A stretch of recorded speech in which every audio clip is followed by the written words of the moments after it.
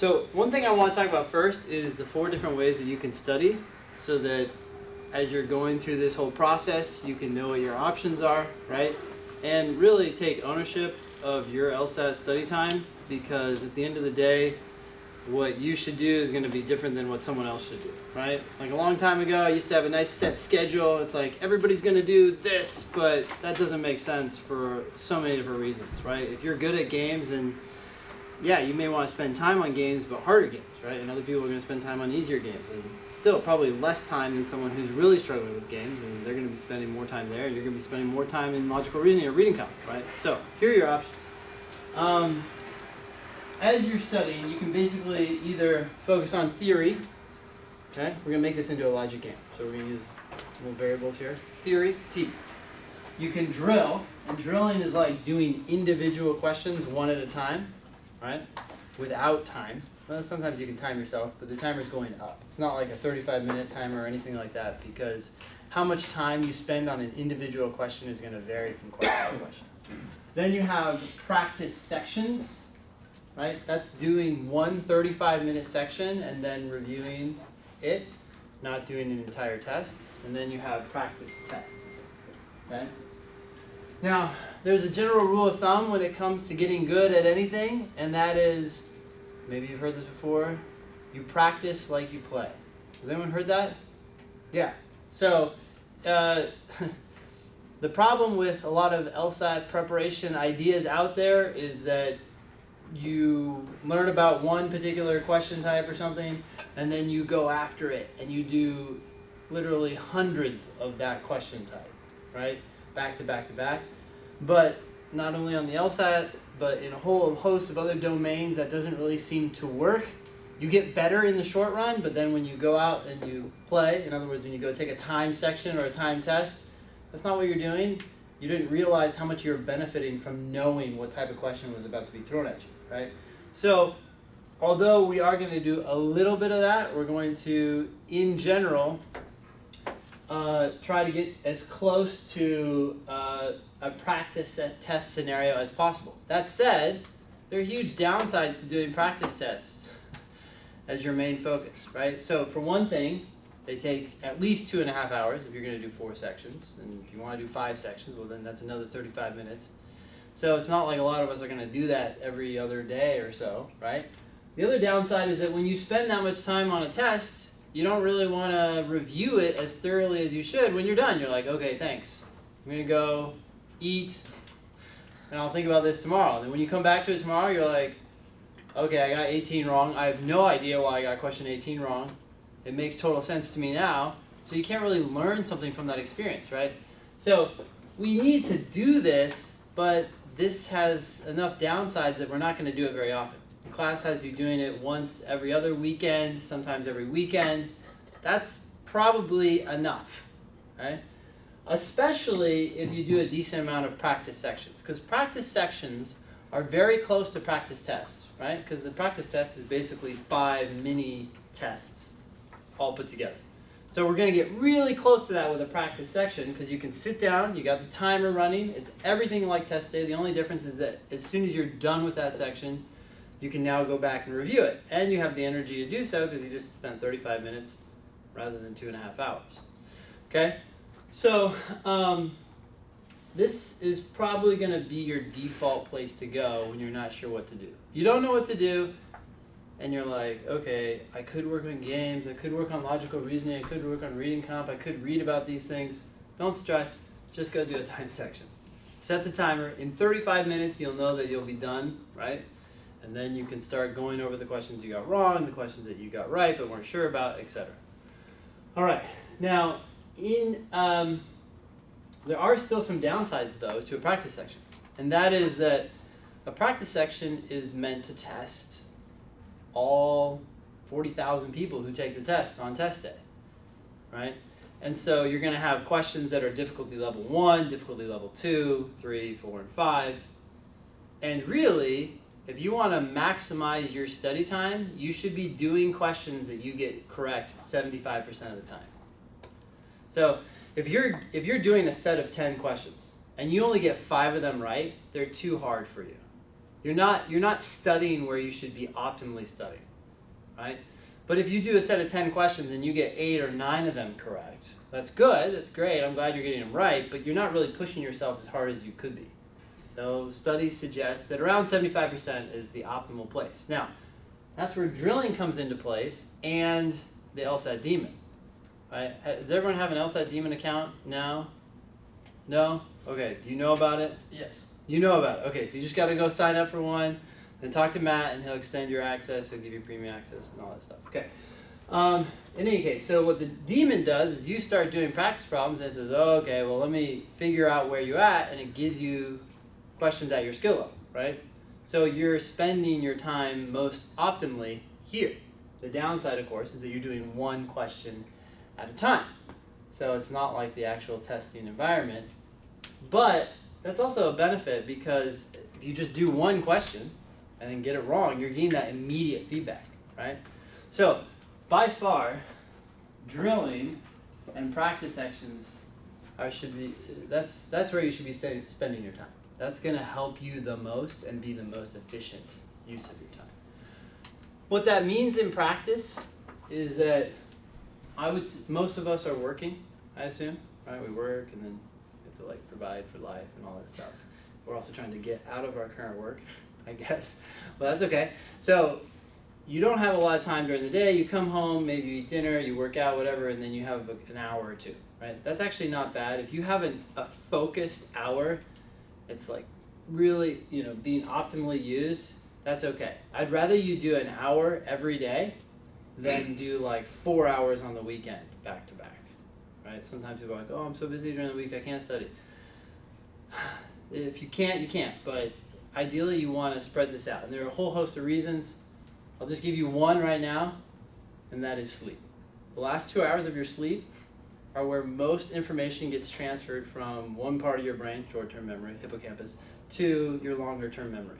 So if you're like studying all at once, then you're not putting that sleep in between to really solidify what you're learning.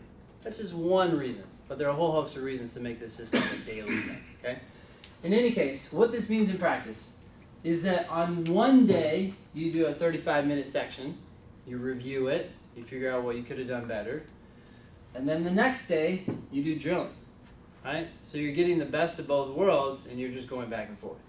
Now, some of us, we're just getting started, or we really hate logic games or something like that. And so you might do one logic game and then spend 30 minutes reviewing it. You're watching the video, you're trying to figure out how you could have done it better, you decide to redo it. That's your night. That's fine. Some of us, though, we do the logic game and, we figure it out. We do it quickly, we do it in 8 minutes, we get them all right, but we're like, I think I could have done a little bit better. You watch the video for 5 minutes, you figure out a slightly better setup, and you take that lesson away with you, and then you're on to the next game, right? So how much time it takes you to do these things is going to depend in part on how good you are. That said, the better you get, you're generally going to be doing harder questions here, and you're going to be digging into the questions that you get wrong here a little bit more, right? But my point here is that some of us may end up doing a time section on a day, and then also drilling that day, depending on how much time you have and how good you are, right? But as a general rule of thumb, just go back and forth between these two things. Do this one day, do this the next day, each for an hour, and then on the weekend do a practice test. Okay? Now, theory, this is probably the least important of all these things, is going to come as you do practice problems. Because the way the Demon is set up, when you do a practice problem, whether that's in drilling, a practice section, or a practice test, you're going to have the opportunity to review the questions you got wrong afterward, right? And as you're doing so, you'll be like, oh, I see this is this type of question. This is one way to approach it. This is an explanation for that particular question, but also a little discussion of theory will be involved with that. And that's really the best way to learn. Like if you think about language acquisition and things like that, right? It's not like if someone comes to you and throws a bunch of grammar rules at you, you're like, cool. And then you go out to the street and you start talking to people and you're just like, I don't know how to put this all together. It's a lot easier to learn a bunch of sentences and then someone comes in and tells you what the grammar was that you learned. That's what we're going to do here. You're going to do practice problems I'm going to tell you what the right answer was. You're going to try to understand that. And then eventually, when we start talking about theory, it's going to make more sense because you have that experience as opposed to just giving it to you up front. In fact, if I give you a rule up front, I find this interesting because I figure this out through time, like, experience in class, and then I read about it in some book. I'm like, yeah, I knew that was true, but I didn't know for sure. But anyways, if I give you a rule, I say, hey, this is how you should approach these questions, and you go and you follow that rule, sometimes that can just totally mess you up because you become so obsessed with like that particular rule and how you think it should be followed, as opposed to getting some experience and then hearing the rule and being able to incorporate it into your practice a little bit more effectively. Okay? So we will talk about this. The other thing is, as you get better and better, you'll start knowing what you're not so good at, and then you'll go out and search for this kind of information. Right now, just so you know, if you have two accounts. You have your student account, and then you have your LSAT Demon account. In your student account, if you go to homework, and then you go to videos, and then you go to strategies, you'll see tons of videos on each of the different topics.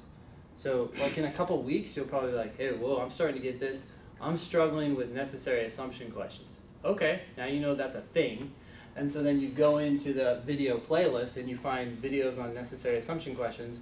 And now that you're seeking out that theory, it's going to be a lot more helpful, right? And make more sense. That's that. Any questions about studying? All right. One other thing I should say, it's kind of related to this, I guess, but I guess it's most related to practice test scores. But our goal here is to get better at the test, right? And it's very natural, it happens all the time, to put a ton of weight on your practice test scores, right? Especially you have your diagnostic score, let's say you get a 148 or something like that. Most people start between 140 and 155. People are below that, people are above that. I mean, it doesn't really matter, but let's say you get that. And then your score goes up to, say, a 151. And then, now that, keep in mind, that could happen without you doing anything. So, but if this happens, right, you're going to be like, I get this excited email, oh, I'm learning things, everything's going great, look, I'm making all this progress. And I want to be like, oh, that's so cool, that's exciting. I appreciate the fact that you appreciate the class. But that could just happen out of sheer randomness. I mean, in fact, when you get a score from LSAC, they're going to give you, like, let's say you end up with a 166, okay? They're going to say, well, you really could have gotten anywhere from a 163 to a 169, just based on randomness and stuff like that. So you don't want to read too much into that success. At the same time, let's say your next test, it could very well be a 149, right? And then people are crying and like, I have totally regressed. No, nothing's happened. Okay? I mean, I don't want to say nothing's happened. That would be depressing. But like, you can't really think about this too much. These things are going to go up and down. What we're most concerned about is just the general trend. So hopefully it's going up over time. And, it will happen too, like, just expect this. Like the last week or two before the official LSAT that you're planning to take, your score will drop like 8 points on a test or 11 points. That happened to me. Last week before I took the test officially, it dropped 11 points. And of course I was like, oh, my world is over. But a lot of that just has to do with burnout. You're just doing more and more as you know how to study and you're getting closer to the test, you're getting more anxious, so you study more and more, and then you're just burning out. And you just can't think about any of that stuff. Every time you get a low score or a high score, in both cases, just dig into the questions that you got wrong and say, okay, why did I get this wrong? Now, there's really three things that you should focus on. One is, why is the correct answer correct? Okay? Now, people focus on that naturally all the time. Right? They're like, oh, D is the right answer. Oh, that's what the back of the book said. And yeah, that kind of makes sense to me. I can see why that's correct. Well, cool. But if you got the question wrong, you also got to figure out why the wrong answer is wrong. The wrong answer that you chose. Right? I can't believe how many people tell me why this is correct. And I say, okay, yeah, but you chose B. Why is that one wrong? And they look at it and they're kind of like, I don't know. It's not as good. It's not as good. So is it good at like kind of good? Like could it work if you got rid of the correct answer? Would it work? That is possible in some cases, but there are other cases where it's not possible at all. You got rid of the correct answer and the wrong answer that you chose would still be wrong. It's not better or worse. It's just impossibly correct. It's just impossible. Okay? So in that case, you have to figure out, oh, what word was it that made that answer choice wrong, and why didn't I see that? Because when you get an answer choice wrong, or your question wrong, you made two mistakes. You missed the correct answer, and you were suckered in by a wrong answer. Right? That can, if you only make one of those mistakes, you can save yourself. So, anyways, you want to figure out why the correct answer is correct, why the wrong answer is wrong, and three, and this is a little harder. This is a scale of difficulty, but you want to figure out why you missed this in the test. Okay? So I would say that wrong answers tend to fall, or questions that you get wrong tend to fall into two categories. One, you either got it wrong because you didn't understand the logic, and you learned some logical principle after you reviewed the question. You're like, oh, I had no idea that if and only if meant that these things were mutually dependent. Right? You didn't realize that. Now you know. Right? Or you totally got the logic, but there was something that you missed. You missed a word, you read over it, you didn't analyze the argument before. If you had just thought about it a little bit more, you would have figured it out. Right? These are interesting problems. I mean, this one, it's like, okay, you learned something new, and now you have that knowledge, and so now you can get those questions right. In this case, you didn't learn anything new, but you learned something about your process, how you're approaching the questions, right? And that can be just as valuable of a takeaway. Like,